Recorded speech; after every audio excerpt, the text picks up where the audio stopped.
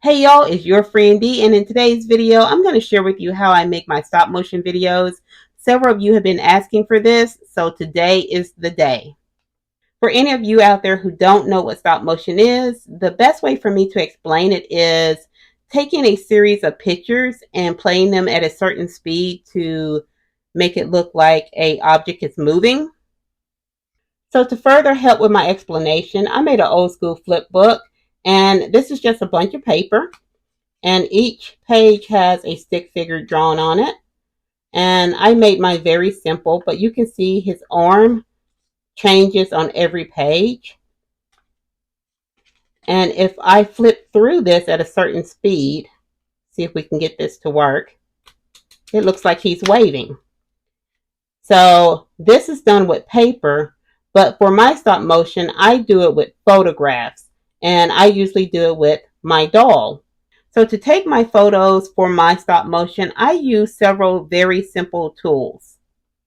The first being my iPhone, and this is obviously Tanya's phone, but I have an iPhone 13 and I take all of my photos with that, and I make all of my videos with my phone. But you can definitely use a digital camera to make stop motion also. The second thing that I think is very important to have after your phone or your camera is to have a very stable surface. So if you have a stand or if you have to balance it on a book or whatever, just make sure it's very stable. It's not going to move around, and that's going to help your pictures be more consistent.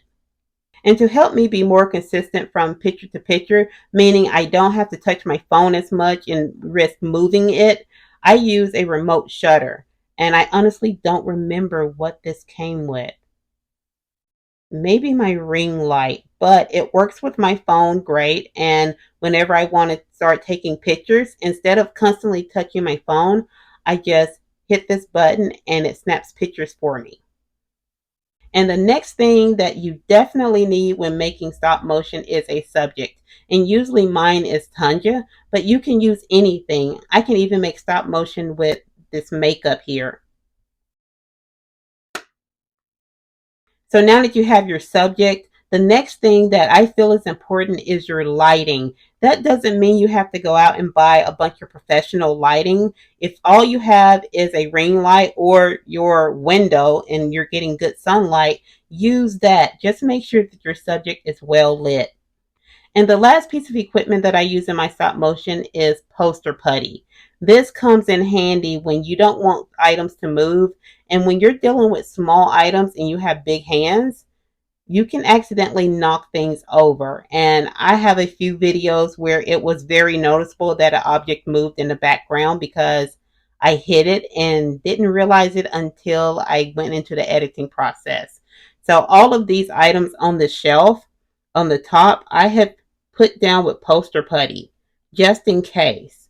Now, I don't do that all the time in my stop motion videos because I've gotten pretty good at not hitting anything, but sometimes, you accidentally do it and you don't realize it. I also use poster putty with Tanya because sometimes I just want to work with her upper half and I don't want her legs and feet to move. So I'll put a little bit of this at the bottom of her shoes, and that will keep her in place for me. Now let's talk about posing your doll. With Tanja, I just really lean her up against the wall. There is equipment, I think they're called rigs, to help you with posing for your doll, but I don't have one of those. I might get one in the future, but with those, you have to have software to make sure that you can erase the rig out of the photograph.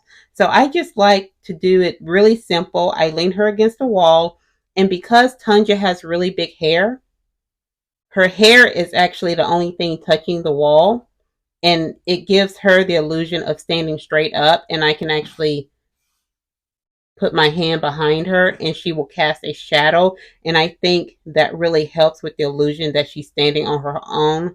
So you see the shadow right here. So now it's time to create our stop motion, and we have to figure out what we want our doll to do.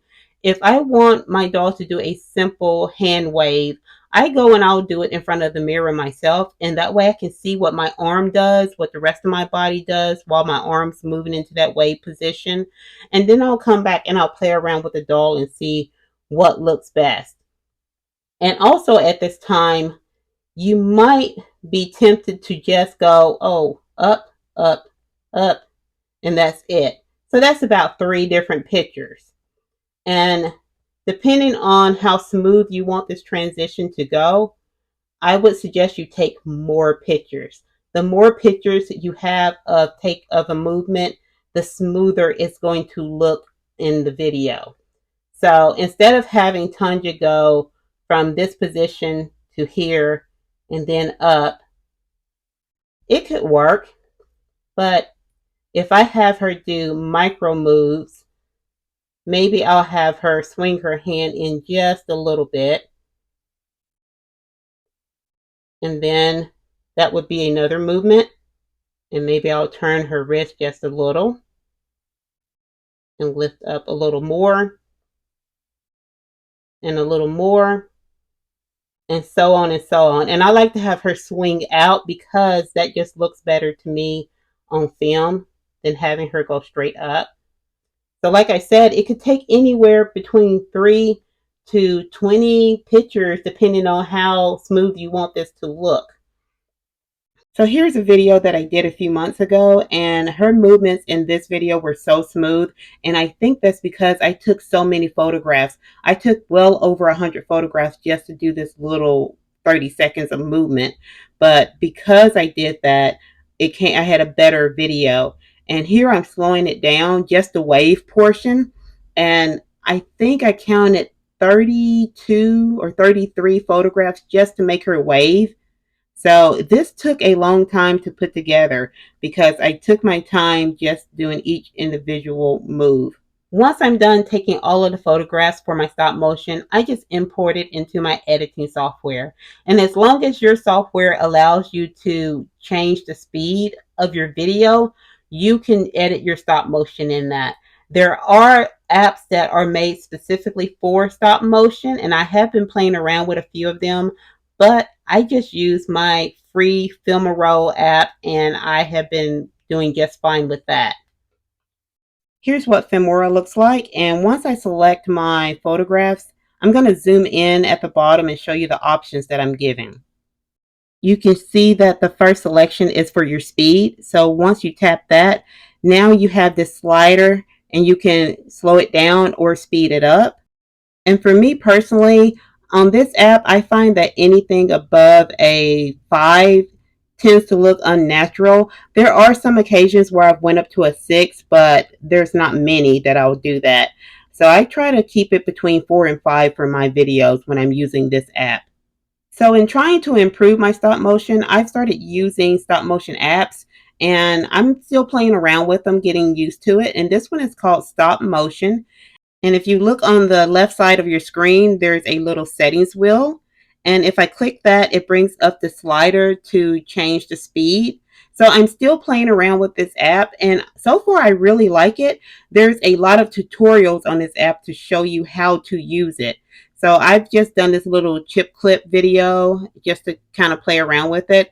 So I can't really tell you a lot about this app, but so far I like it. And once I really start making videos with it, I'll be able to give you a little bit more information. So for now, I'm going to continue using Filmora to make my stop motion until I find a stop motion app that I really, really like. And if you're a beginner, I would actually suggest you do that. Just find a stop motion app and use that as opposed to Filmora. I think that in the long run, it would help out more because Filmora is not technically made for stop motion, but I just happen to figure out a way to make it work for me. So that's how I edit my videos. But one more thing that I think you need to do if you're wanting to get into stop motion, you have to do some research. There's a ton of videos out there on YouTube of people who are professionals in the world of stop motion, and it's just so informative and you learn a lot. There's a lot of Lego videos out there, and it's amazing to see what people can do with toys with limited articulation. Like Barbie has all of this articulation at joints, and Legos have very few joints, guys, but they do some amazing things. Also, there's some behind the footage of the movie Coraline. Yeah, it's called Coraline. and that is stop motion. And there's another movie that's claymation, but it's also a form of stop motion. And if I can find the name of it, I'll put it on the screen. I can't think of it right now, but it was very interesting seeing the behind the scenes of that. So definitely check out other YouTubers. I'll link some of my favorites in the description below. So I hope this answered some of your questions that you had about how I make my stop motion. I wanted to keep this video as basic and clear as possible. But as always, if you do have any questions about anything in this video, please leave it in the comments below. I will try my best to answer your questions. And if you like this video, please give it a thumbs up, subscribe, and turn on your notifications. I'll see you next time, my friends. Bye-bye.